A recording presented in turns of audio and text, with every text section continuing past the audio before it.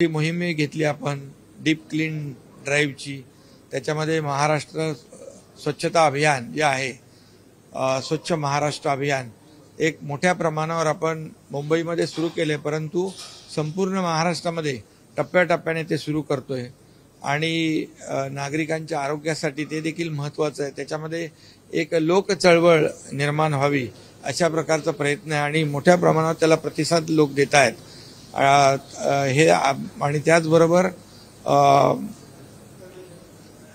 येणारं वर्ष जे आहे यामध्ये राज्याचे जे प्रकल्प आहेत ते प्रकल्प अतिशय वेगाने पुढे नेण्याचा संकल्प, राज्याचा सर्वांगीण विकास, शेतकरी, कष्टकरी, कामगार, महिला भगिनी, युवा या सर्वांसाठीच सरकार निर्णय घेतंय, सरकार योजना आखतंय आणि त्याप्रमाणे या सर्व समावेशक आणि या राज्याचा सर्वांगीण विकास हाच ध्यास आमच्या सरकारचा आहे आणि सर्वसामान्य माणसाच्या आयुष्यामध्ये चांगले दिवस, त्यांच्या जीवनामध्ये सुख समृद्धी, राज्य सुजलाम सुफलाम व्हावं अशा प्रकारचा संकल्प जो आहे तो आपण घेतलेला आहे।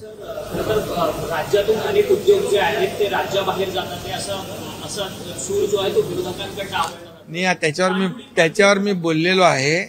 त्याच्यावर खरं म्हणजे त्याच्यावर मी बोललो यापूर्वीच की असा कुठलाही पाणबुडीचा प्रकल्प आपल्या राज्याच्या बाहेर जाणार नाही।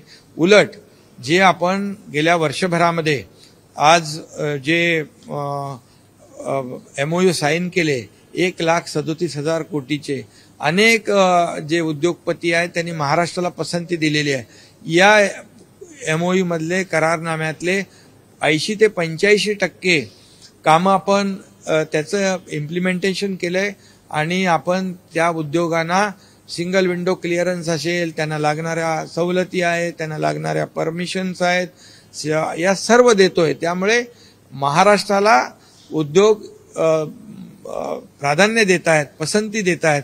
त्यामुळे यापुढे देखील मोठ्या प्रमाणावर उद्योग येतील आणि या राज्यातल्या तरुणांना रोजगार मिळेल अशा प्रकारचा प्रयत्न सरकारचा आहे। त्यामुळे हे असं आरोप प्रत्यारोप जो आहे त्याच्यामध्ये कुठलाही काही सत्यता नाही, एवढंच मी या प्रसंगी सांगतो। CEN न्यूज, देश प्रदेश की ताजा तरीन खबरों के लिए CEN न्यूज को सब्सक्राइब करें और रहें पल पल की खबर से हर पल बाखबर।